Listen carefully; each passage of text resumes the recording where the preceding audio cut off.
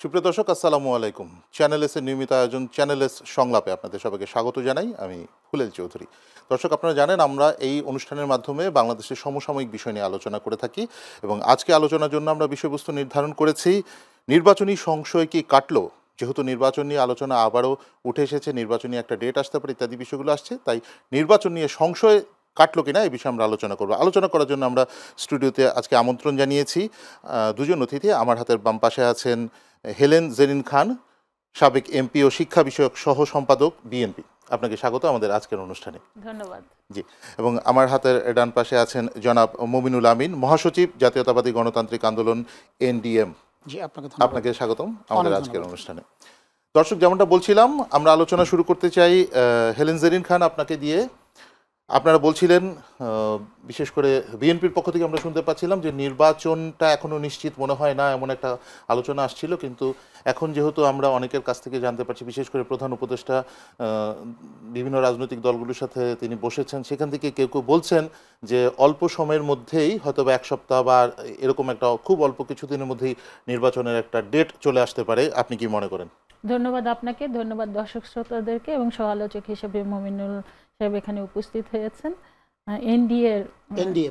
NDN এর মহাসচিব, আপনাকে শুভেচ্ছা জানাচ্ছি। অত্যন্ত কাঙ্ক্ষিত একটি প্রশ্ন, আপনি গোটা জাতি তাকিয়ে আছে যেই প্রশ্নের উত্তরের অপেক্ষায়, সেই প্রশ্নই আপনি আমাকে ছুড়ে দিয়েছেন। আসলে আপনি তো জানেন যে দীর্ঘ 17 বছর এদেশের মানুষ তাদের ভোটাধিকার প্রয়োগ থেকে বিরত থেকেছে মানে বিরত রাখা হয়েছে তা অন্যায়ভাবে।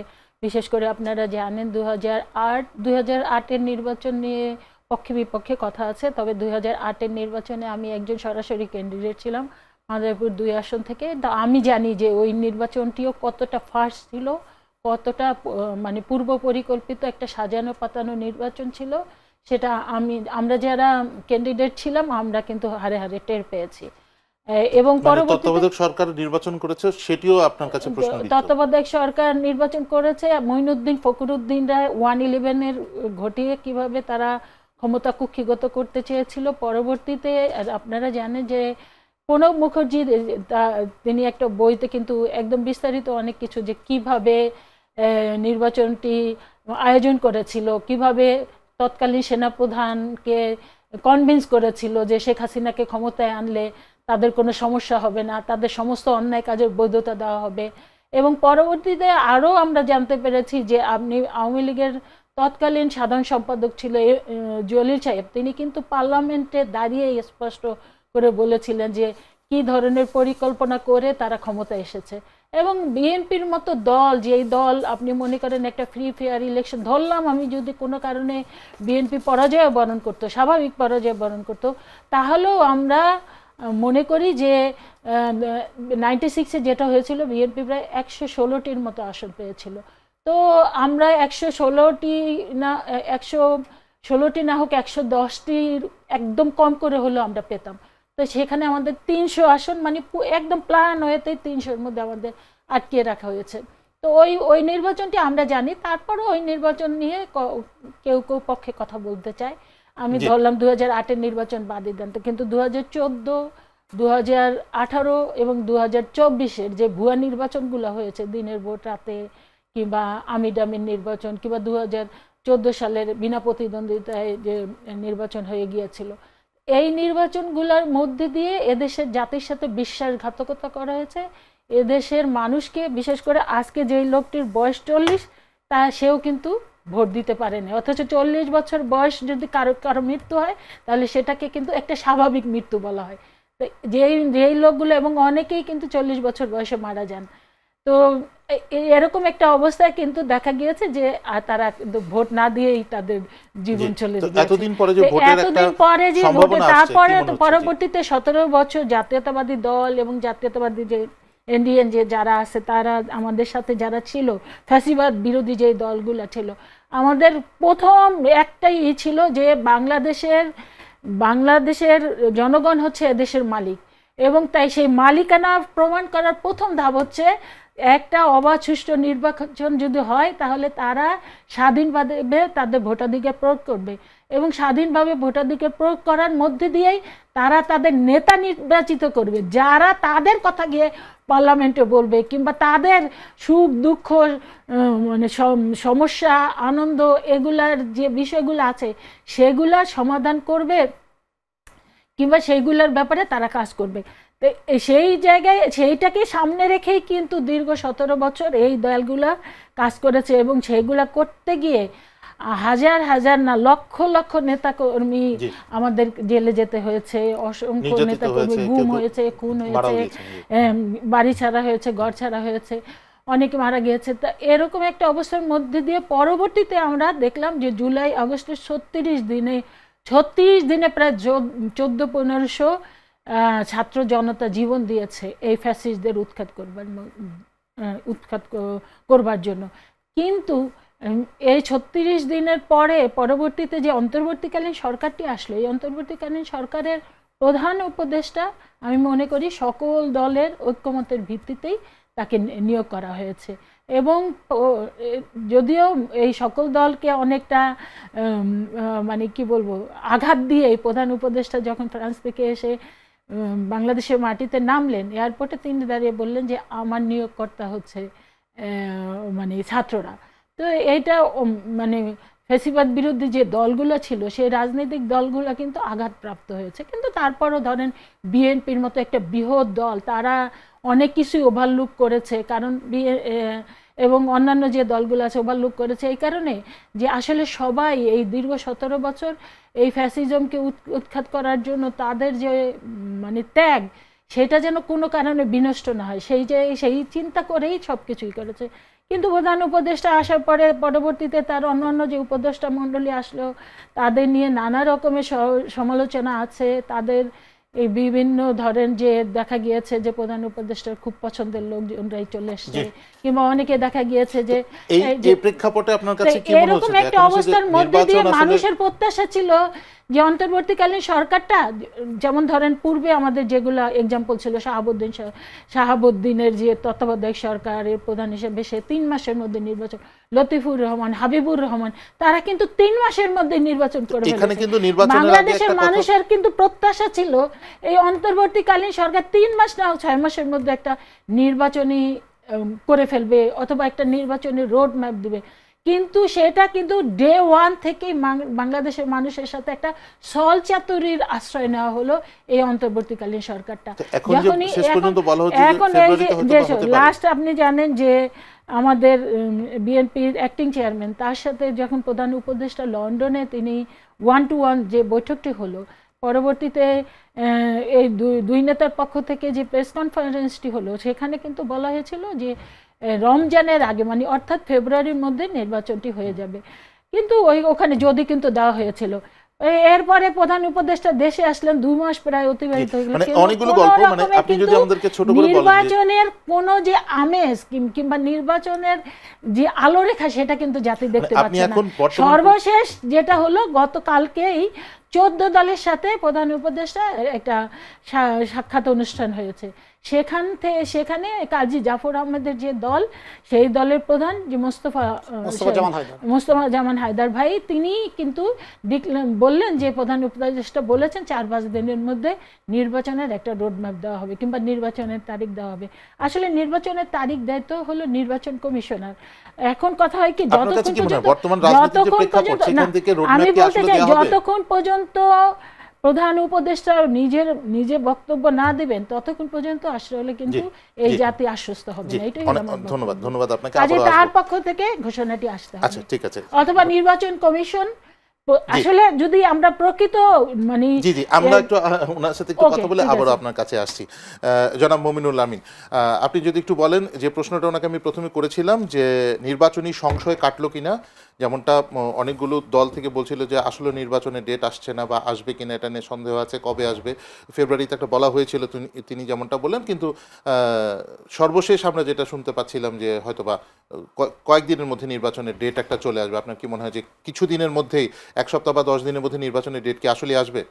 ধন্যবাদ। প্রথমেই আপনার মাধ্যমে চ্যানেলের সম্মানিত দর্শকদের শুভেচ্ছা জানাচ্ছি।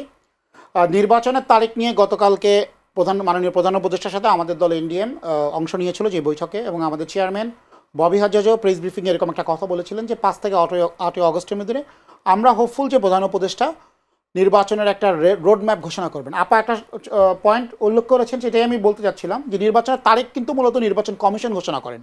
তো মাননীয় প্রধান উপদেষ্টা আমাদেরকে আশ্বস্ত করেছেন তিনি খুব দ্রুততার মধ্যে 4-5 দিন, যেটা 12 দলীয় জোটের প্রধান উনি বলেছেন, আমার চেয়ারম্যান মহোদয় বলেছেন, ববি হাজ্জাজ সাহেব। তো এটার ব্যাপারে আমরা আশান্বিত হয়েছি, আমরা আশাবাদী হয়েছি যে উনি শীঘ্রই ঘোষণা করবেন। তবে নির্বাচনের সংশয় কাটছে কিনা আমি বলবো না, এখনও সংশয় কাটেনি। কেন? কারণ হচ্ছে নির্বাচন কমিশন মূলত নির্বাচনের তারিখটা ঘোষণা করে থাকে। এই মুহূর্তে যদি আপনি প্রধান নির্বাচন কমিশনারকে জিজ্ঞাসা করেন সরকারের পক্ষ থেকে আপনার কাছে কি কোনো ডিরেকশন আছে যে নির্বাচন কবে হবে, তিনি বলবেন না।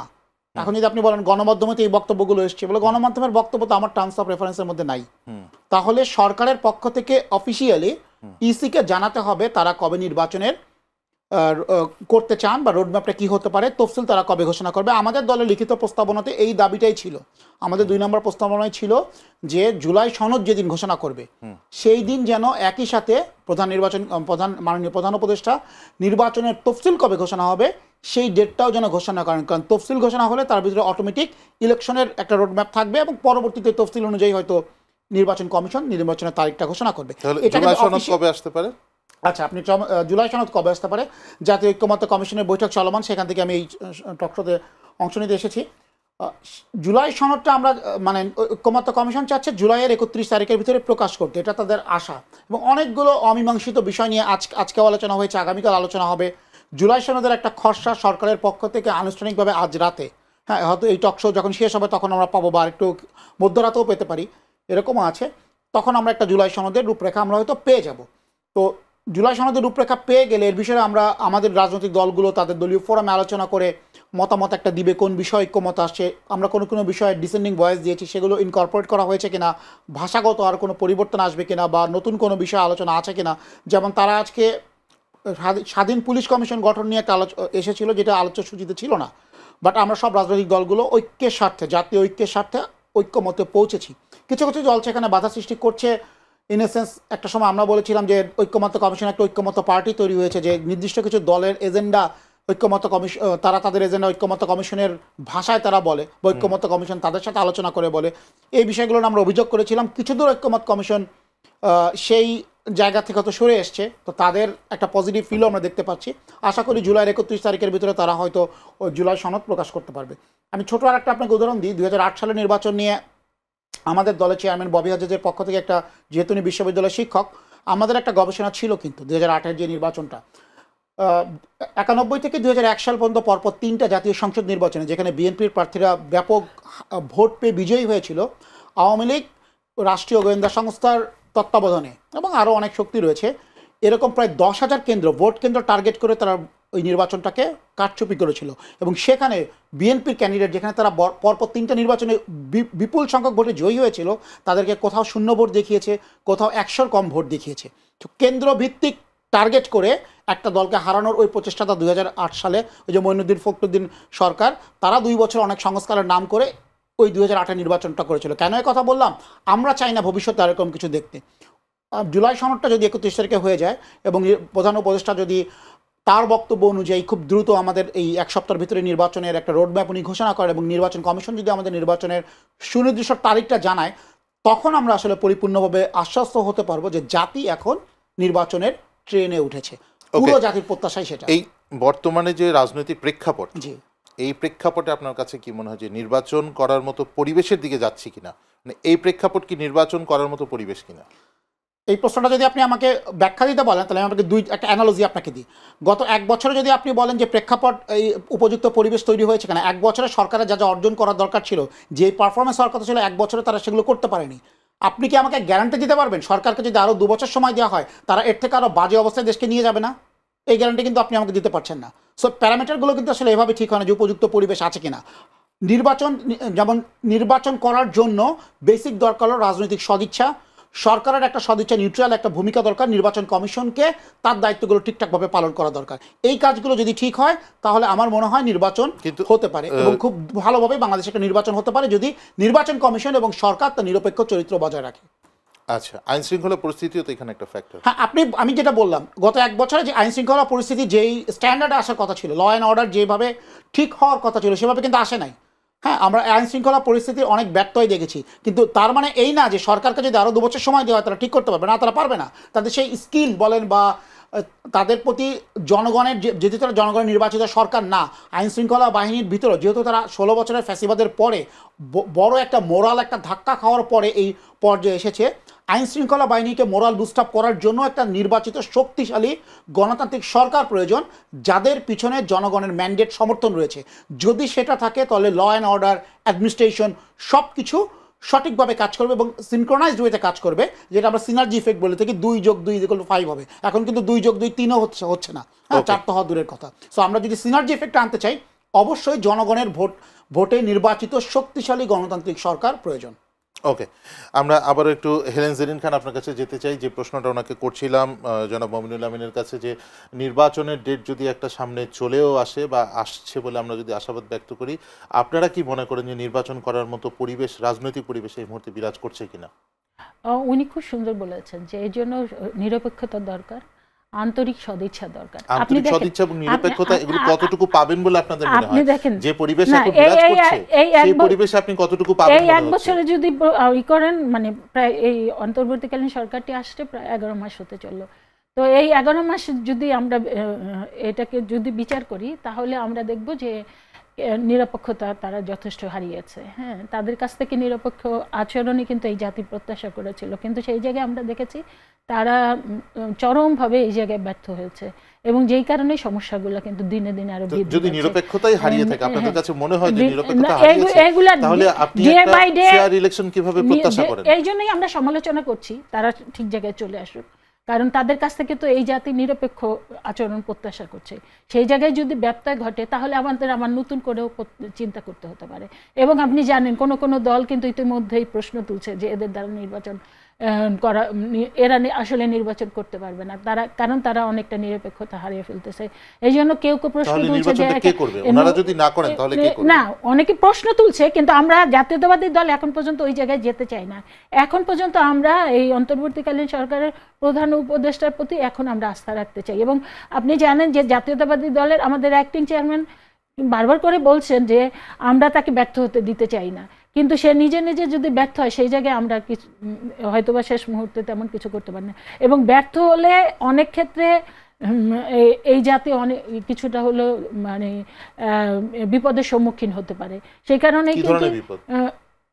এখন তো আপনি জানেন নানা রকমের ষড়যন্ত্র চক্রান্ত চলছে, বিশেষ করে এই যে মানে ফ্যাসিস্ট যে সরকারটি চলে গেল, তারা কিন্তু এখনো তৎপর আছে।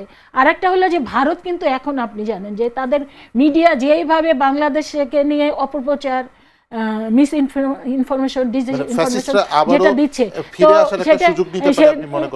ফিরে আসার তারা সুযোগ নিবে আমি বিশ্বাস করি না, কিন্তু এর কারণে আমরা অনেক ক্ষতিগ্রস্ত হতে পারি। তারা আর কখনো ফিরে আসতে পারবে আমার মনে হয় না। তারা যে অপকর্মগুলো করে গিয়েছে সেটা তাদের আর ফিরে আসা সম্ভব হবে না, কিন্তু তারা ফিরে আসার চেষ্টা করবে এবং তারা আরো কিছু অরাজকতা বিশ্রাম, কারণ তাদের কাছে কোটি কোটি টাকা আছে, হাজার হাজার কোটি টাকা আছে, সেই টাকা তারা বিনিয়োগ করবে।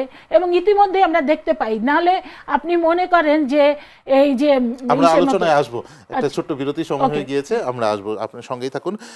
সুপ্রিয় দর্শক, একটা ছোট্ট বিরতি সময় হয়ে গিয়েছে, আমরা বিরতিতে যাচ্ছি, ফিরে এসে এই বিষয়ে আমরা আরো আলোচনা করব, সঙ্গেই থাকুন।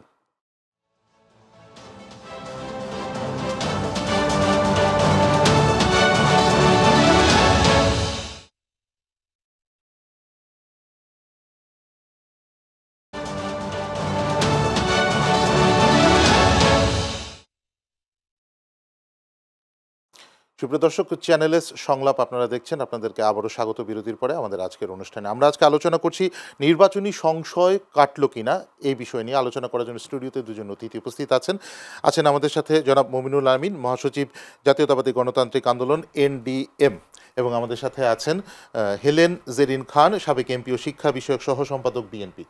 আপনাদেরকে আবারও স্বাগত আমাদের আজকের অনুষ্ঠানে। আমি এবার একটু যেতে চাই আপনার কাছে জনাব মুমিনুল আমিন। আমরা বিরতির আগে যেমনটা আলোচনা করছিলাম যে সরকার এই মুহূর্তে রাষ্ট্রের যে আইনশৃঙ্খলা পরিস্থিতি আছে এতে হেলেন জেরিন খান সংশয় প্রকাশ করেছেন যে পরিস্থিতি যদি আরও খারাপ হয়, যদি কন্ট্রোল করতে না পারেন, সেক্ষেত্রে কিন্তু আওয়ামী লীগ আবারও ফিরে আসার সম্ভাবনা আছে। না, ফিরে আসার কোনো সম্ভাবনা নাই। সুযোগ নিতে পারে, সুযোগ নিতে পারে, বিশৃঙ্খলা করতে পারে এবং ফিরে আসার জন্য তারা সুযোগ নিতে পারে। তো আপনি কি মনে করেন যে তারা কি আসলে ফিরে আসার জন্য সুযোগ নিতে পারে, বা ফিরে আসার সুযোগ নেয়ার মতো অবস্থান তাদেরকে আছে?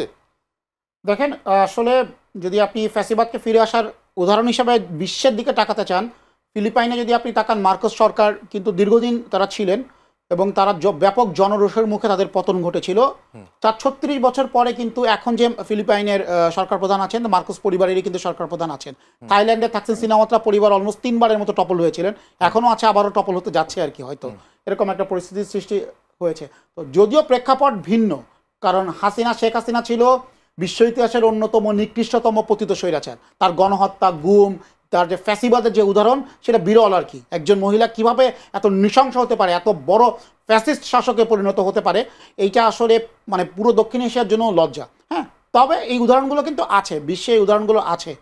আপনার যে উদাহরণগুলো দিলাম, আপা যেটা বলেছেন, আপা ঠিক ফিরে আসার কথা বলেন। এই বাংলাদেশের প্রেক্ষাপটে আমরা যদি ফ্যাসিবাদ বিরোধী যে রাজনৈতিক দলগুলো ছিলাম, যেটা এনডিএ শুরু থেকেই ছিল, বিএনপির সাথে আমরা হাসিনা পতনের এক দফা আন্দোলনে যুগপৎ আন্দোলন করেছি, আরও অনেকগুলো দল আমরা একসাথে আন্দোলন করেছি। সবাই মিলে যদি আমরা ঐক্যের যে আমাদের গত বছর এই সময়টা যে ঐক্যটা ছিল, অলিখিত বলেন লিখিত বলেন, যে ঐক্যটা ছিল, সেই ঐক্যটা যদি আমরা অটুট রাখতে পারি, তাহলে বাংলাদেশ আর কখনো ফ্যাসিবাদ মাথাচাড়া দিয়ে উঠতে পারবে না বলে আমাদের বিশ্বাস।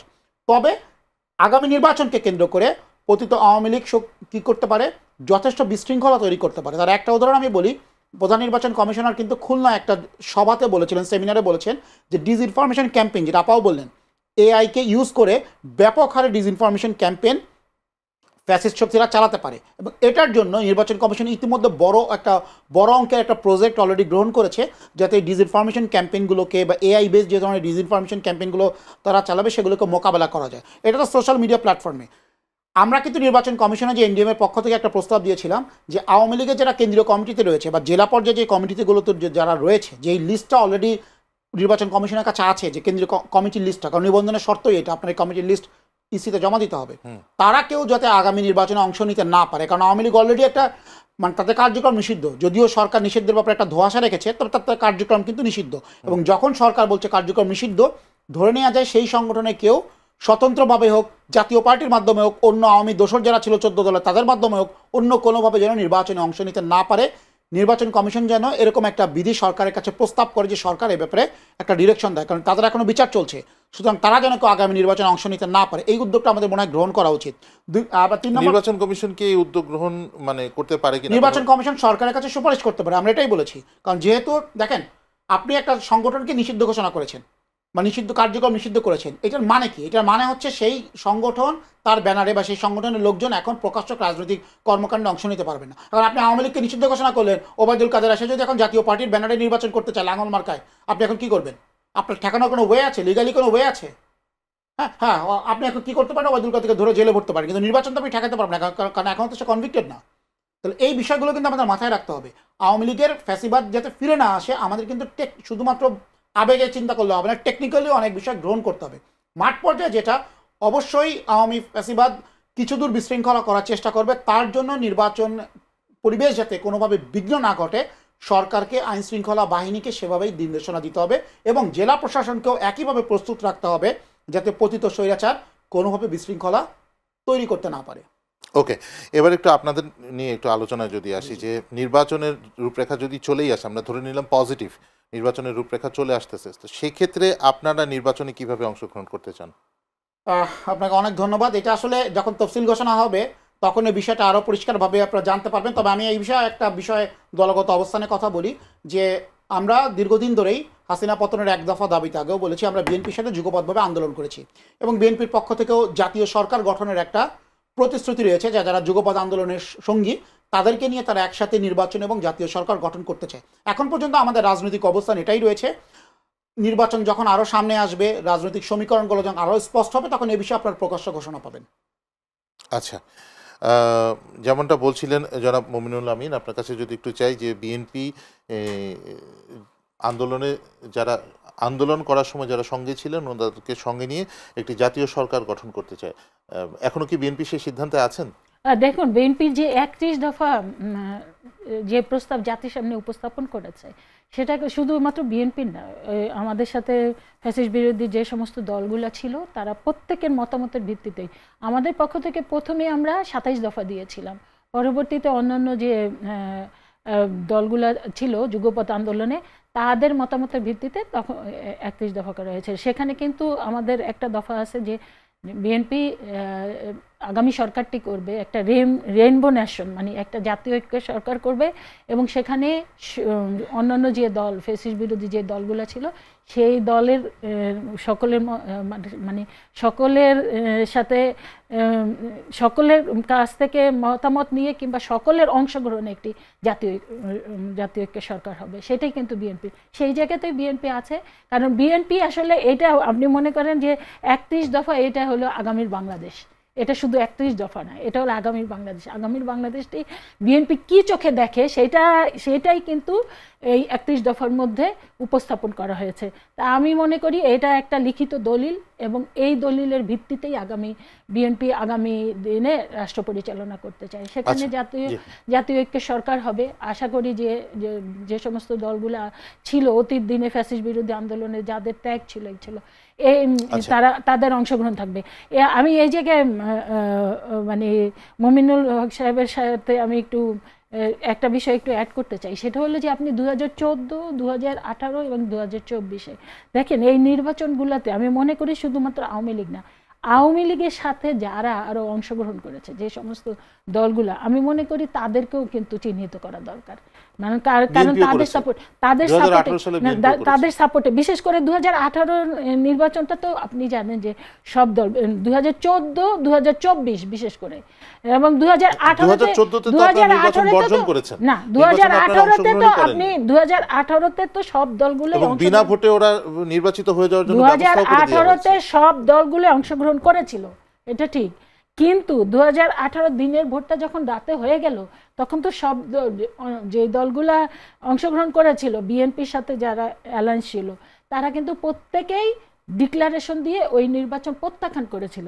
কিন্তু দেখা গিয়েছে যে তাদের সাপোর্ট দিয়ে যারা সরকার গঠন করেছে তাদেরকে চিহ্নিত করতে হবে এবং সাপোর্ট দিয়ে যারা নির্বাচনে শেষ পর্যন্ত থেকে গিয়ে আবার সরকারেরও অংশীদার হয়েছে তাদেরকে চিহ্নিত করা হবে। এবং 2018 পরে আপনি উপজেলা বলেন, ইউনিয়ন বলেন, পৌরসভা বলেন, ইসে বলেন, এতেও যারা অংশগ্রহণ করেছে তাদেরকেও চিহ্নিত করা দরকার, কারণ তারাও যাতে অন্তত পক্ষে আগামীতে 3-4টি নির্বাচনে তারা যাতে অংশগ্রহণ করতে না পারে, সেই জায়গায় আমি মনে করি কাজ করা দরকার। আরেকটা বিষয় হলো যে দেখেন আমরা যে এইগুলো তারা শুধু আওয়ামী লীগের পক্ষে যারা ছিল ওই নির্বাচনগুলোতে জামাতের ব্যানারে না হলেও জামাতের স্বতন্ত্র থেকে জামাতের অনেকে নির্বাচন করেছেন, বিএনপির অনেকে নির্বাচন করেছেন। কোথায় মানে আপনার উপজেলা নির্বাচনগুলো যেগুলো না, উপজেলা নির্বাচন 18 পরে আর বিএনপি জামাত কেউই করে নাই, সবাই প্রত্যাখ্যান করেছে। 2018 সালের নির্বাচনের পরে আর কেউ কিন্তু কোনো নির্বাচনে অংশগ্রহণ করে নাই, কারণ 2018 সালে বলা হয়েছিল যে আসেন আমাকে বিশ্বাস করেন, আমার উপরে আস্থা রাখেন, আমি একটা ফ্রি ফেয়ার ইলেকশন দিব। এবং আমরা জানি যে দিবে না, তারপরও জাতির একটা, যেমন ধরেন 2014 সালে নির্বাচনে যখন বিএনপি বয়কট করেছে তখন ন্যাশনাল এবং ইন্টারন্যাশনাল একটা প্রেশার ছিল যে বিএনপি কিংবা বিএনপির সাথে যুগপৎ আন্দোলনে যারা আছে তারা নির্বাচনে গেলে নির্বাচনের চিত্রটা হয়তো অন্যরকম হতো, এরকম একটা চাপ। কারণ কি ধরেন বিএনপি হচ্ছে জনগণের দল, জনগণ যখন যেটা চায় সেটাকেই সবচেয়ে গুরুত্ব দিতে চায়। সেই কারণেই 2014 পরে যখন ওই বলেছিল মানে ওই ফ্যাসিস্টরা যে নির্বাচনী ট্রেন্ড মিস করেছে, এখানে আমাদের কি দোষ, তারা তো নির্বাচন বয়কট করেছে, তারা তো আসে নাই, তখন জনগণের পক্ষ থেকেও একটা প্রশ্ন আসছিল কিংবা ইন্টারন্যাশনালি ছিল যে হ্যাঁ আপনারা তো নির্বাচনে গেলে নির্বাচনটা তারা কিছু করতে পারতো না, কিন্তু আমরা এই জন্য 18 সালের নির্বাচনে গিয়ে আমরা প্রমাণ করেছি এদের অধীনে কোনো নির্বাচন সুষ্ঠু হয় না। তো এই জন্যই আপনি এখন বর্তমান যে প্রেক্ষাপট, আমি যদি একটু বলি, বর্তমানে আমরা ফিরে আছি, আমরা অনেক অতীত ইতিহাস চর্চা করছি, এটা মানে আমাদের একটা কালচার হয়ে গেছে।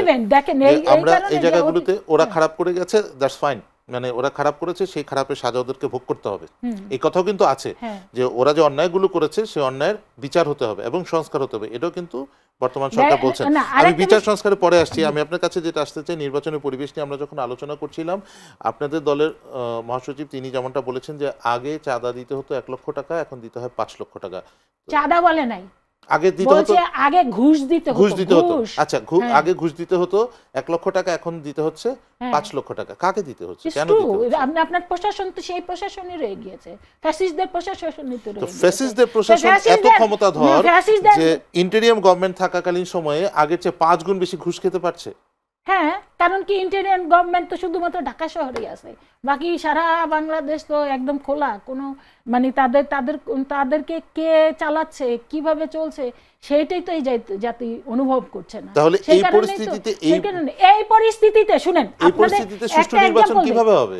একটা এক্সাম্পল দেই, এই ফ্যাসিস্ট আপনার 5ই আগস্ট সরকার বিদায় হবার পরে 6, 7, 8 পর্যন্ত বাংলাদেশে কোনো সরকার ছিল? কোনো সরকার ছিল না। কোথাও কোনো দুর্ঘটনা ঘটেছে? সারা জাতি পাহারা দিয়ে, কোথায় মোহাম্মদপুর আমার মনে আছে 2-3টা ডাকাত চেষ্টা করেছিল, সমস্ত জনগণ একত্রিত হয়ে ওই ডাকাতদের ধরেছে।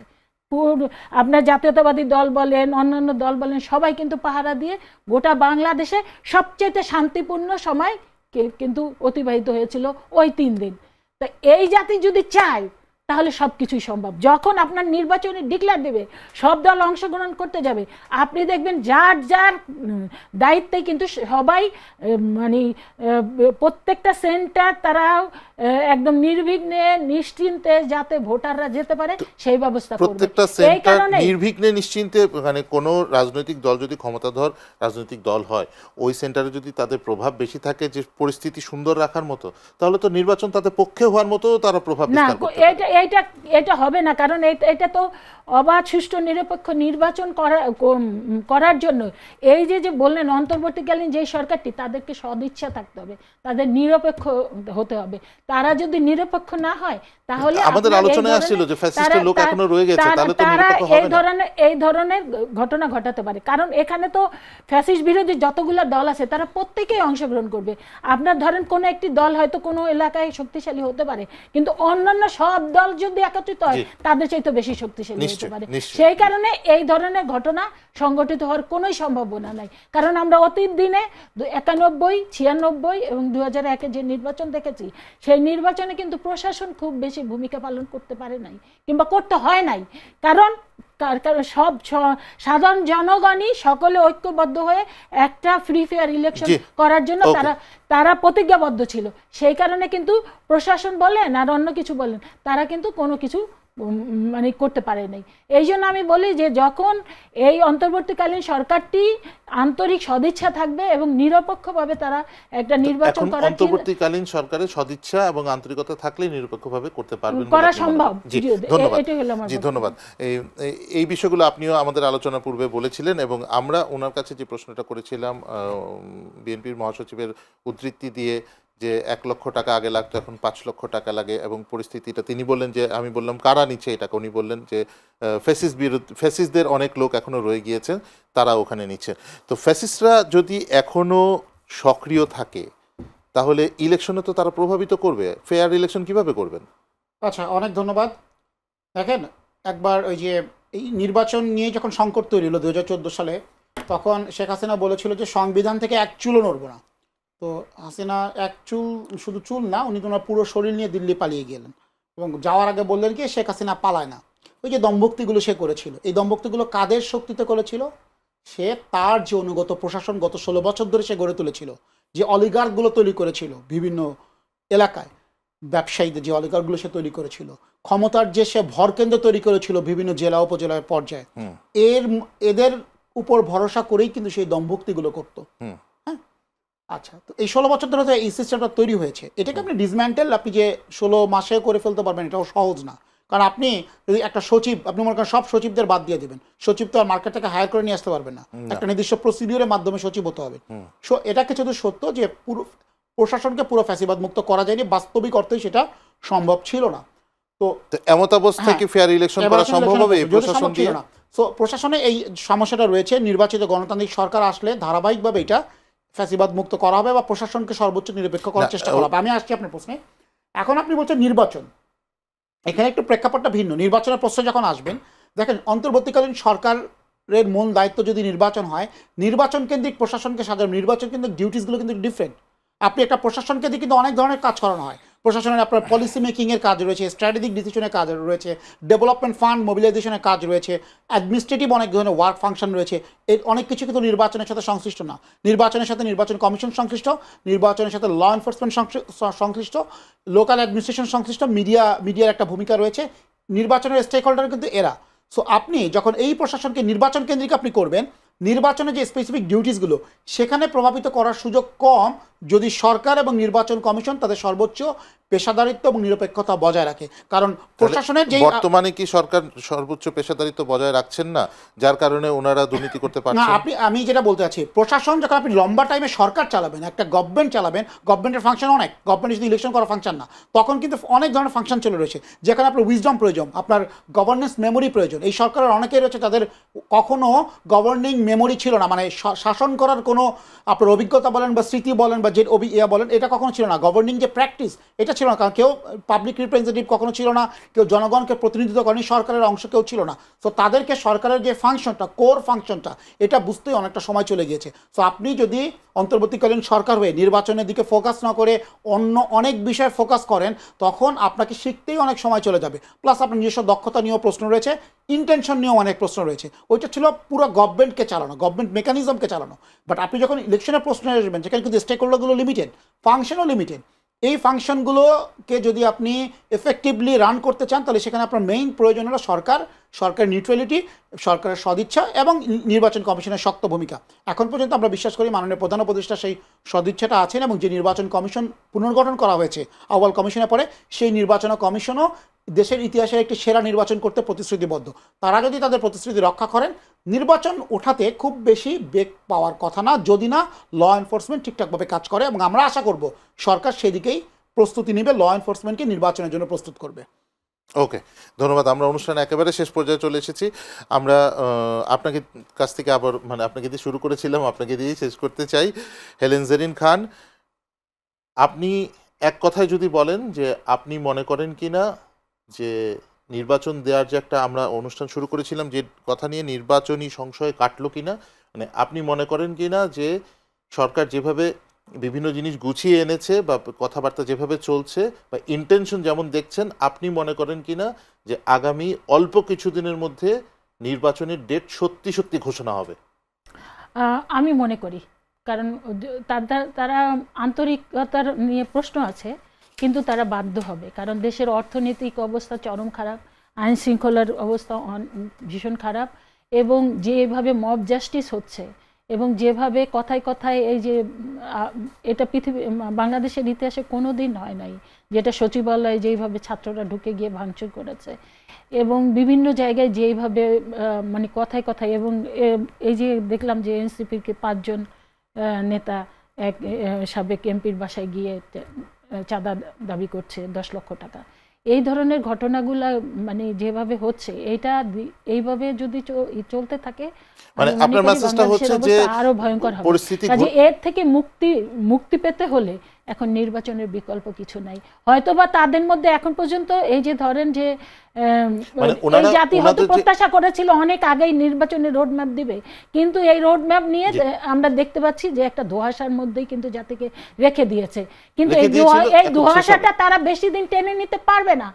এটা তাদের বোধোদয় যত তাড়াতাড়ি হবে ততই ভালো। তবে আমি বিশ্বাস করি ডক্টর মোহাম্মদ ইউনূস একজন নোবেল লরিয়েট, তার প্রতি আমরা আস্থা রাখতে চাই, এবং ইতিমধ্যে তিনি কিছুটা আস্থা জাতিকে হতাশ করেছেন।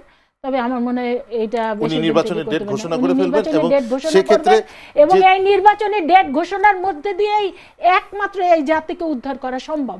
কারণ ওনাদের যেটা চাওয়া পাওয়া ছিল, ওনাদের যেটা মেসেজ ছিল যে বিচার এবং সংস্কার ওনারা করবেন, বিচার সংস্কার না করে হলে ওনার নির্বাচনের ডেট দিয়ে দিবেন, তাই কি মনে হয় আপনার? টাইম প্রসেস, আর সংস্কার হলো একটা চলমান প্রক্রিয়া। সংস্কার হতে থাকবে, সেটা প্রতিদিন হতে পারে, প্রতি মাসে হতে পারে, বছরে হতে পারে, ইয়েস নো যুগে যদি যুগে একটু হতে পারে। বলেন যে তাহলে বিচার এবং সংস্কার করতে পারুক আর না পারুক ওনারা নির্বাচন ডেট দিয়ে দিবে এমনটা আপনার মনে ইয়েস হয় এবং কি? নোর মধ্যে নাই, আমি মনে করি Okay. যে তারা বাধ্য হবে ওকে নির্বাচনের জি ওকে আপনার কাছে কি মনে হয় বিচার সংস্কার করতে পারুক না পারুক ওনারা নির্বাচনের ডেট দিবে এমনটা কি হবে? আপনার প্রশ্নটা একটু সাংঘর্ষিক, কারণ আপনি এই প্রশ্নটা শুনে গেলে আমার মনে হচ্ছে হাসিনা যেমন গণতন্ত্রকে উন্নয়ন মানে গণতন্ত্রকে উন্নয়নের মুখোমুখি দাঁড় করাচ্ছিল, আপনি সেভাবে নির্বাচনকে, আমি সরি টু সে এভাবে বলতে হচ্ছে, নির্বাচনকে বিচার এবং সংস্কারের মুখোমুখি দাঁড় করাচ্ছেন। আসলে সিনারিওটা মোটেই সেটা না। আপনি Okay. যেটা বলেন বিচার তার বিচারের কার্যক্রম অনুযায়ী চলবে, চলবে। সংস্কারের মতো চলবে, জাতি নির্বাচন প্রত্যাশা করে, কারণ এটা তাদের রাইট, ফান্ডামেন্টাল রাইটস। Okay. মানে এই গভর্নমেন্ট সাংবিধানিক যতটুকু অধিকার। পারেন ততটুকু যা পারেন ওনারা করবেন, প্লাস ওনারা ইলেকশনটাও দিয়ে দিবেন। ইলেকশন তাদের কোর ম্যান্ডেট, নির্বাচন Okay. দেওয়ার জন্যই এই Okay, সরকার fine. গঠিত হয়েছে। Okay, ঠিক thank আছে, you. সাথে সাথে বিচার এবং সংস্কারকে তারা এগিয়ে নিয়ে যাবে। এগিয়ে নিয়ে যাবে। ওকে থ্যাংক ইউ আপনাদের দুজনকে অনেক অনেক ধন্যবাদ। সুপ্রিয় দর্শক আপনারা নিশ্চয়ই আলোচনায় এতক্ষণ সঙ্গে ছিলেন এবং বুঝতে পেরেছেন আমাদের যারা দুজন আলোচক ছিলেন ওনারা দুজনেই আশাবাদী যে খুব দ্রুতই আমাদের বাংলাদেশের আগামী নির্বাচনের ডেট ঘোষণা হতে যাচ্ছে। আপনারা সবাই ভালো থাকবেন, সুস্থ থাকবেন, আগামী অনুষ্ঠান দেখার আমন্ত্রণ রইল।